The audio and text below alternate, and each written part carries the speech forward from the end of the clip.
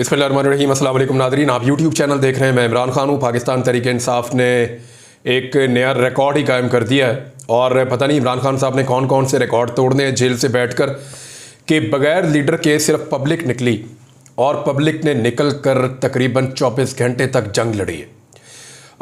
गुज़िश्ता रात से गिरफ्तारियाँ शुरू हुई, यानी इमरान खान साहब ने हफ्ते वाले दिन एहतजाज का ऐलान किया था। जुम्मे की रात से गिरफ्तारियाँ शुरू हो गई। जुम्मे वाले दिन से 4 शहर बंद कर दिए गए, तमाम रास्ते बंद कर दिए गए। टोटल जो रास्ते बंद किए गए उनकी तादाद 50 से ज़्यादा है।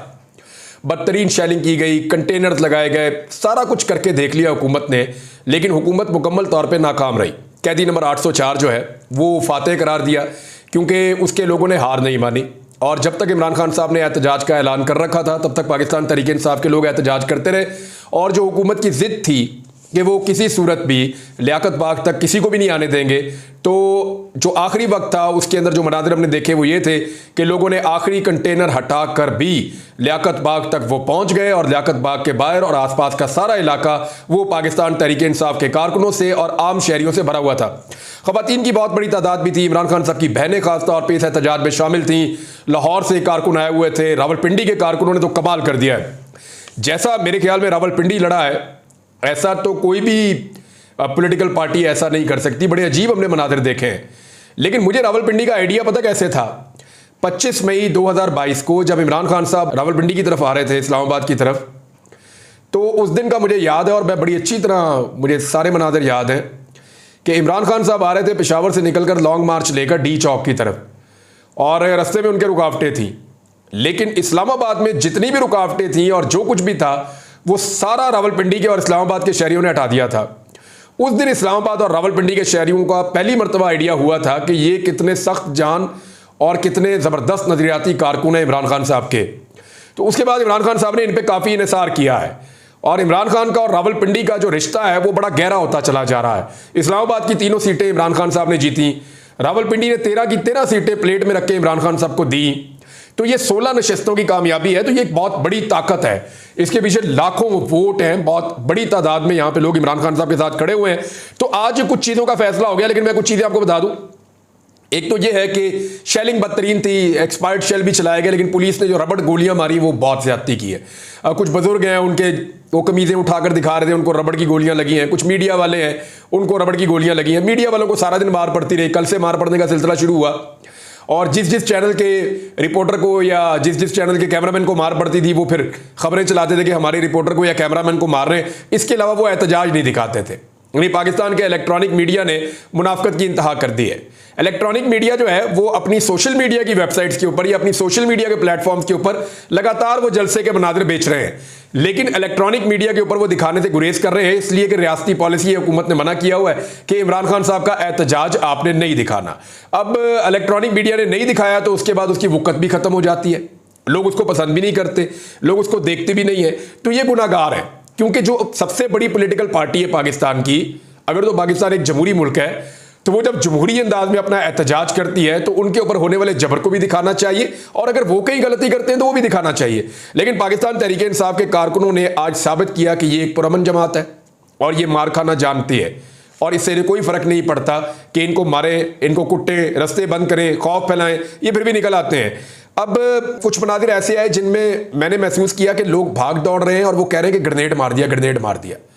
तो मैंने इसके ऊपर भी रिसर्च की, क्योंकि देखें ग्रेनेड सिर्फ वो नहीं होता जो इंसानों को कत्ल करता है। ये 2 नॉन लीथल किस्में भी हैं इसकी। 2 किस्म के नॉन लीथल ग्रेनेड भी होते हैं। एक जो है उनको आप स्टिंग बॉल कहते हैं या रबड़ बॉल ग्रेनेड्स कहते हैं। उनके अंदर रबड़ की वो बुलेट्स होती हैं छोटी छोटी, वो निकलती हैं और वो लोगों को टकराती हैं, लोगों को चोट लगती है, लोग भाग जाते हैं। आप ग्रेनेड फेंकते हैं, वो ब्लास्ट करता है, उसके अंदर से रबड़ बुलेट्स निकल के लोगों को लगती है। अगर कहीं पे मॉब है, आपने बीच में फेंक दिया, तो ये एक तरीका तो ये होता है। दूसरा जो ग्रेनेड है जो बड़ा खौफनाक होता है और ये इसको एक्चुअली मिलिट्री ग्रेड वेपन कहा जाता है, ये इसराइली इस्तेमाल करते हैं। जब मस्जिद के अंदर मुसलमान अपनी नमाज नहीं ना तोड़ रहे होते तो उस वक्त बाज़ औक़ात वो ये ग्रेनेड भी फेंक देते हैं। इसको ना स्टन ग्रेनेड कहते हैं। स्टन ग्रेनेड, स्टन मतलब कि एकदम जो है वो होश हवास बंदे के चले जाते हैं। आपने देखा होगा अक्सर मूवीज़ के अंदर कि अचानक जो है वो मिलिट्री पहले एक ग्रेनेड फेंकती है, जैसे ही वो ग्रेनेड फेंकती है फौरन अंदर घुस जाती है। वो जो ग्रेनेड अंदर फेंकते हैं उसकी साउंड के अंदर एक इफेक्ट होता है और वो ग्रेनेड इस तरह का होता है कि वो स्टन कर देता है सबको, एकदम सबको जामत कर देता है, सबको साकत कर देता है, क्योंकि इसकी आवाज़ ऐसी होती है और इसमें ये कैपेसिटी होती है, इसमें से थोड़ा धुआं भी निकलता है और हल्का फुल्का लगता भी है। लेकिन ये इस नौयत का ग्रेनेड होता है कि लोगों के औसान खता हो जाते हैं और बहुत ज़्यादा खौफ व राज फैला देता है। तो उसके बाद जितनी देर में दुश्मन संभलता है उसको जो है वो शूट डाउन कर देते हैं। नॉर्मली फौजी ऐसा करते हैं। अब यहाँ पे जो मनाजिर मैंने देखे, वहाँ पे देखा कि अचानक एक ग्रेनेड की आवाज़ आती है और उसके बाद लोग चीखते हैं, चिल्लाते हैं कि ये तो ग्रेनेड फेंक दिया, ग्रेनेड फेंक दिया, और लोग कलमे पढ़ते हुए भाग रहे हैं और बहुत परेशान है। तो अब मैं कह नहीं सकता कि वो क्या चीज़ थी। अगर तो वो एक ग्रेनेड था, मेरी 2-3 लोगों से बात हुई, उन्होंने कहा जी हम आपको यकीन दिलाते हैं कि ये ग्रेनेड नमा चीज़ है और ये एक दफ़ा नहीं 2-3 दफ़ा फेंकी गई है। तो अगर ये कोई चीज़ फेंकी गई है तो ये नॉन लीथल है, यानी इससे इंसान मरते नहीं हैं, लेकिन ये इंसानियत के ख़िलाफ़ भी है कि इस तरह के वेपन इस्तेमाल किए जाएँ जो मिलिट्री ग्रेड के हों। और ये नई मिसालें जो है वो मरीम नवाज़ की जो पंजाब हुकूमत है, फॉर्म 47 की जाली टिकटॉक हुकूमत, वो ये नई से नई मिसालें कायम कर रही है। रावलपिंडी के हर इलाके से नौजवान निकले, हर इलाके से बुजुर्ग निकले और पुलिस ने सारे हथियार अपने इस्तेमाल किए, पूरी ताकत यूज़ की। और खैबर पख्तूनख्वा से जो काफिला आ रहा था सबकी नज़रें उसके ऊपर थी, लेकिन रावलपिंडी के लोगों ने आज मैदान मार दिया। उन्होंने तमाम रुकावटें उठा के फेंक दी, उन्होंने सारे रास्ते खोल दिए, उन्होंने रात तक फस्तायत का मुकाबला किया। एहतजाज होता है घंटे का, 2 घंटे का, बस 15 मिनट का, 20 मिनट का भी एहतजाज होता है। एहतजाज किया, मीडिया आया, कवरेज हुई, बात खत्म।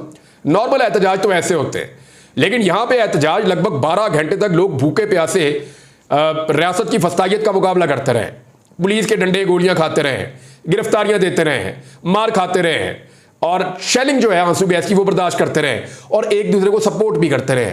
घरों से आने वाली खवातीन ने पानी, नमक और तौलिए और पट्टियां वो ये लेकर आए, पायोडीन लेकर आए, लोगों की मरहम पट्टी भी की, डॉक्टर्स भी वहां पे मौजूद थे, आंखों के ड्रॉप्स लेकर आए, वो लोगों की आंखों में डाल रहे थे। तो ये हमने अजीबोगरीब किस्म के मनाजर देखे आज रावलपिंडी में। यानी पाकिस्तान तहरीक-ए-इंसाफ को एक फैमिली के अंदर कन्वर्ट कर दिया है इस मौजूदा रजीम ने। इतना मारा कि पूरी कौम एक फैमिली बनती जा रही है, एक खानदान बनता जा रहा है और वो सारा खानदान जो है वो बहुत अगेंस्ट होता चला जा रहा है इस वक्त जो निज़ाम के बेनिफिशरीज हैं उनके। अब जिस किस्म भी हथियार इस्तेमाल किए, फ्यूचर में इन चीज़ों का पता चलेगा, कुछ भी कंफर्म नहीं किया जा सकता। मैंने कुछ विजुअल्स की बुनियाद पर आपको कुछ चीज़ें रिपोर्ट की हैं और कारकुन जो गिरफ्तार हुए हैं उनकी तादाद सैकड़ों में बताई जा रही है। और जब अंधेरा हुआ और एहतजाज मुकम्मल हुआ तो फिर पाकिस्तान तहरीक-ए-इंसाफ की जो मरकजी क़यादत है, अली अमीन गंडापुर साहब पहुंच चुके थे अपने काफिले को लेकर, बुरहान इंटरचेंज को वो क्रॉस कर रहे थे और उस वक्त सिचुएशन ये थी कि कंटेनर तक पहुंच गई थी। 2 रुकावटें इन्होंने दूर कर दी थी, ये वाली रुकावटें हटा रहे थे कारकुन, और कारकुनों की बहुत बड़ी तादाद पुल के नीचे से उतर के खेतों में से और पानी में से होती हुई बैक साइड में चली गई थी पुलिस के। तो पुलिस जितनी तादाद में थी उससे 10 गुना से ज्यादा कारकुन पुलिस की बैक साइड पे मौजूद थे और वो गाड़ियों के बगैर थे और वो पुलिस की बैक साइड से प्रेशर बढ़ा रहे थे। सामने अली अमीन गंडापुर मौजूद थे, लेकिन उस वक्त रात का वक्त था और उस वक्त एहतजाज को कॉल ऑफ कर दिया गया। पुलिस बीच में सैंडविच बनी हुई थी, लेकिन अल्लाह का शुक्र है कि कोई नुकसान नहीं हुआ, क्योंकि अगर दोनों तरफ से पुलिस पर प्रेशर बढ़ता तो खुदा न खास्ता उसके नतीजे में अफसोसनाक सूरत पैदा हो सकती थी और एक बड़े तसादुम से पाकिस्तान फिर बचा है। ये बात जो है वो अब दोनों फरीकों को समझनी चाहिए, खासतौर पर गवर्नमेंट को ये बात समझनी चाहिए कि ये एहतजाज से फ़र्क क्या पड़ता है। आप दफ़ा 144 लगा देते हैं, हर किस्म के एहतजाज की आप इजाज़त देते हैं, सारी पॉलिटिकल पार्टीज को कहते हैं आके कर लो, लेकिन जब इमरान खान साहब की पार्टी आती है तो आप उसको मना कर देते हैं। अली अमीन गंडापुर साहब ने वहाँ पे खिताब किया, उन्होंने कहा जी जो बातें की मैं आपको बता देता हूँ। उन्होंने कहा जी वक्त खत्म होने के बाद इमरान खान साहब के हुक्म के मुताबिक हम वापस जा रहे हैं। इमरान खान साहब ने कहा था कि आपने पूरा एहतजाज करना है, पूरा जोर लगाना है पहुंचने के लिए, और जहां पे आपको रोका जाए वहीं पे आपने एहतजाज करना है। हमारा ना कोई जलूस था, ना कोई जलसा था और ना कोई हमारा धरना था, यानी जलसा और धरना तो था नहीं, एहतजाज था, वो हमने भरपूर अंदाज में किया, अपनी ताकत हमने शो की है पूरे खैबर पख्तूनख्वा से भी, पंजाब से भी, और पंजाब के 4 अजला जो रावलपिंडी का डिवीजन है वहां पे हमने अपनी ताकत शो की है हर जगह पे। अब अली अमीन गंडापुर साहब ने कहा कि क्योंकि इमरान खान साहब ने कहा था कि जब वक्त खत्म हो जाए तो जहां तक आपने एहतजाज कर सकते हैं वहां आपने एहतजाज करना है और उसके बाद फिर आपने वापस जाना है। अब हम वापस जा रहे हैं, हमारी तहरीक जारी रहेगी, हम आज़ाद हैं, हम मौत से नहीं डरते, मैं भी मरने के लिए तैयार हूं, क्या आप लोग भी तैयार हैं? तो लोगों ने कहा जी हम रेडी हैं। अली अमीन गंडापुर साहब जब वापस मुड़े तो रावलपिंडी में लोगों ने बहुत प्रोटेस्ट किया, बल्कि वहां पर जो अली अमीन गंडापुर साहब के साथ कारकुन मौजूद थे जिन्होंने रुकावटें अबूर भी कर ली थी, उन्होंने कहा कि जी हम वापस नहीं जाना चाहते, हमें अब रावलपिंडी जाना है। अब कारकुनों को निकालना तो आसान होता है, उनको रोकना बहुत मुश्किल होता है। तो उस वक्त अली अमीन गंडापुर साहब ने इमरान खान साहब का नाम लिया तो फिर कारकुन माने, कुछ कारकुन गाड़ियां रोक रहे थे कि जी ना जाएं वापस, लेकिन ये तनकीद तो अली अमीन गंडापुर पे होगी।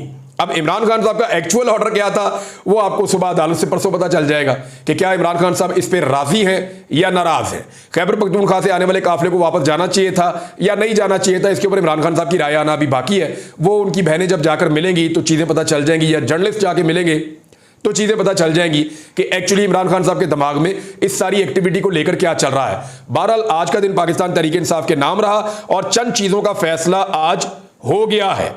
एक तो यह फैसला हो गया जी कि अवाम मौजूदा हुकूमत से सख्त नाराज है, वो इन्हें पसंद नहीं करते, अवाम मौजूदा हुकूमत से सख्त मायूस हो चुकी है। दूसरा इस चीज का फैसला हो गया कि इनके पास किसी किस्म का कोई सलूशन नहीं है। ये जो है बेवकूफों का एक टोला है, ये एक एहतजाज को मुल्क गिर एहतजाज में बदलने की सलाहियत रखते हैं। ये हुकूमत अपनी जिद और अपनी अना की खातिर पूरे पाकिस्तान को आग भी लगा सकती है, ये लोगों की जान से भी खेल सकती है। रात को जैसे इन्होंने लाइटें बंद की हर तरफ, तो ऐसा खौफ पैदा हो गया था कि खुदा न खास्ता कोई सानिया ही ना हो जाए। और जब लोग डिस्पर्स हो गए, वापस अपने घरों को चले गए, तो जो मीडिया वाले सड़कों पे मौजूद थे या बाकी लोग, तो उनके ऊपर रबड़ गोलियां चलाना शुरू कर दी पुलिस वालों ने। मीडिया वालों को लगी है, वो रिजवान गलती वहां पे खड़े हुए थे, मैं विजुअल्स देख रहा था और वो इतने परेशान कुन विजुअल्स थे कि वहां ज्यादा जर्नलिस्ट खड़े हुए थे, पुलिस उनके ऊपर जो है वो रबड़ की गोलियां चला रही थी कि ये लोग भी यहां से भाग जाएं। तो पुलिस जो है वो तकरीबन अपना ज़हनी तवाज़ुन जो है खो चुकी है जो कुछ हो रहा है। एक और चीज़ जो साबित हुई वो ये हुई कि कैदी नंबर 804 उसको इस वक्त अवाम की भरपूर सपोर्ट मैसर है। और नंबर 4 ये है कि लोगों का खौफ ख़त्म हो गया, लोग अब डरते नहीं हैं। यानी आप कंटेनर लगाएं, आप गोलियां चलाएं, आप हवाई फायरिंग करें, आप रबड़ बुलेट मारें, आप शेलिंग करें, डंडे मारें, गिरफ्तारियां करें, लोगों का खौफ ख़त्म हो गया। मैंने मनाजिर देखे कि जो पुलिस वालों की बसें हैं ना, जिनके अंदर वो कैद करके ले जाते हैं, कैदियों वाली वैन्स, उनके अंदर हाथ पे हाथ मार के पाकिस्तान तहरीक इंसाफ के नौजवान हंस रहे हैं और इंजॉय कर रहे हैं कि जी हम गिरफ्तार हो गए, अच्छा हो गया, ओए वो एक बार रह गया उसको भी अंदर बुला लो। ये तो चल रहा है इनका। यानी पाकिस्तान तहरीक इंसाफ के लिए गिरफ्तारी मसला ही कोई नहीं रहा, डंडे खाना प्रॉब्लम ही कोई नहीं रहा। वहां खड़े होकर नौजवान बातें कर रहे थे जी काफी अरसा हो गया था आंसू गैस स्मेल नहीं किया, तो चलो अच्छा हो गया, दोबारा से आंसू गैस की हमारी स्मेल जो है वो रिफ्रेश हो गई। यानी इस तरह से पाकिस्तान तहरीक इंसाफ के लोग ले रहे, हुकूमत इनकी किस तरह की तरबियत करना चाहती है। नंबर 5 ये है कि बगैर लीडरशिप के भी अवाम मुकाबला कर सकते हैं।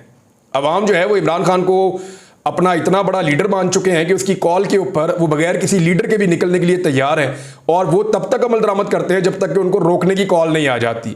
अब बैरिस्टर गौर साहब वगैरह ने बाद में, सलमान अकरम राजा साहब ने, बैरिस्टर गौर साहब ने और जो बाकी उनकी क़यादत है, उन्होंने फिर अनाउंस किया कि जी अब हमारा एहतजाज खत्म हो गया, हम डिस्पर्स हो रहे हैं, वापस जा रहे हैं। इसके बावजूद पुलिस चेलिंग कर रही थी, अनाउंसमेंट के बावजूद। अलीमा खान और कुछ खवातीन वहाँ पर फंस भी गए थे लियाकत बाग के एरिया में और उन्हें काफ़ी मुश्किलात पेश आई, लेकिन फिर बाद में उनको रेस्क्यू किया गया। नंबर 6 ये है कि इमरान खान जेल से बैठकर जब चाहे जितने शहर चाहे वो बंद कर सकता है। यानी उसने कॉल देनी है कि मैं फला जगह एहतजाज करने लगा हूं, हुकूमत ने वो वाला शहर और उसके आसपास के बहुत सारे शहर बंद कर देने।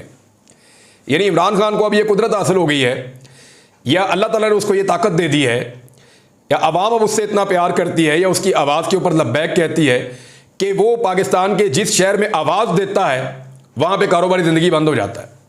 यानी उसके अंदर जेल में बैठकर यह सलाहियत मौजूद है। नंबर 7, हुकूमत मुकम्मल तौर पे बुखलाहट का शिकार है और ताकत के इस्तेमाल के अलावा उनके पास अब कोई हल बाकी नहीं बचा।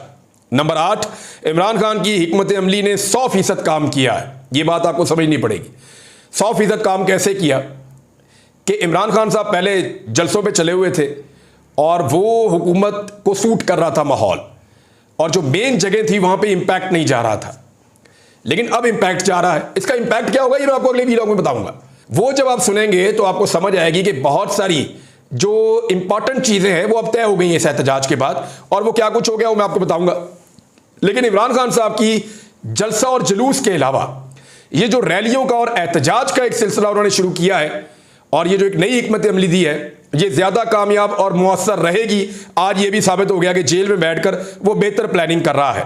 नंबर 9, ये तहरीक जो है वो पीछे जाने की बजाय आगे बढ़ रही है, इसका मोमेंटम ऊपर जा रहा है। हम हर एहतजाज के बाद ये देखते हैं कि लोगों का गुस्सा बढ़ता चला जा रहा है। अच्छा जी, इसके बाद जब एहतजाज खत्म हुआ, लोग डिस्पर्स हो गए, अपने अपने घरों को चले गए, तो मुस्लिम लीग नून के MNA आए और मुस्लिम लीग नून के कुछ लोग आए और चौक के अंदर गाड़ी खड़ी करके फायरिंग शुरू कर दी, और पुलिस ने उन्हें कुछ भी नहीं कहा। यानी ये जो रियासती रवैया है ना, सौतेलों वाला, ये जो रियासती रवैया है ना, बदमाशी वाला, वो गुंडागर्दी वाला, नून लीग के एमएनए की क्या जरूरत है कि वो आए और चौक के अंदर खड़ा होकर फायरिंग करे। आज एक गोली सारा दिन नहीं चली, पूरा रावलपिंडी सड़कों के ऊपर रहा है, सारा दिन लोगों ने मार खाई और एक गोली नहीं चली। क्या आपको लगता है कि जो बंदूकें और गोलियां वो सिर्फ नून लीग वालों के पास है? और पूरे पाकिस्तान के पास है। पाकिस्तान वेपनाइज्ड सोसाइटी है, सबके पास लाइसेंसेस हैं। मैं बेशुमार लोग जानता हूं, जितना वेपन आपको खैबर पख्तूनख्वा के बाद रावलपिंडी में मिलता है आपको कहीं भी नहीं मिलेगा शायद। तो बेशुमार ये भी गोली चला सकते थे, छतों पे चढ़ के हवाई फायरिंग कर सकते थे। ये गलत काम किया। यानी जैसे जाली फार्म 47 की फतह इन्होंने मनाई, उसी तरह जब लोग डिस्पर्स हो गए, अपने घर चले गए, तो झूठी फतह मनाने के लिए चौक में आके इन्होंने हवाई फायरिंग की है। ये रियासत को रोकना चाहिए। और जिन्होंने भी सहूलतकारी की है नून लीग की, उन्हें इस बात पे गौर करना चाहिए कि ठीक है, आप पाकिस्तान तहरीक इंसाफ को मारते हैं तो मारें, आप मारे हैं, क्योंकि आपने बाकी पॉलिटिकल पार्टीज को भी मारा और बहुत मारा, बहुत मारा है, कई दहाइयों से मार रहे हैं। तो ठीक है, तहरीक इंसाफ भी अपने हिस्से की मार खा रही है और बाकियों से तो बहुत ही ज्यादा मार खा रही है। बाकी हार मान लेते थे, ये मान नहीं रहे। लेकिन एक सियासी जमात को फ्री हैंड देना कि वो आए और आकर फायरिंग करे, ये तो मुशर्रफ के दौर में होता था कि काफ लीग के लोग गुंडागर्दी करते थे और नून लीग और पीपल्स पार्टी वाले बेचारे पिसते थे। लेकिन आज उससे भी बुरा हाल हुआ है कि ये चौक में आकर अपनी फतह अनाउंस कर रहे हैं कि सारा दिन पुलिस लोगों को मारती रही है और लोग बर्दाश्त करते रहे। अब जब वो 12 घंटे लड़ने के बाद अपने घर गए तो इन्होंने हवाई फायरिंग शुरू कर दी है। ये बड़ा अनफॉर्चुनेट है। लेकिन ये जो दिन गुजर गया और जैसा पाकिस्तान तहरीक इंसाफ ने एहतजाज कर दिया, ये एक तारीख बनी है आज और ये तारीख याद रखी जाएगी। अब तक लेते हैं, अपना ख्याल रखिएगा, अपने इस चैनल का भी। अल्लाह हाफ़िज़।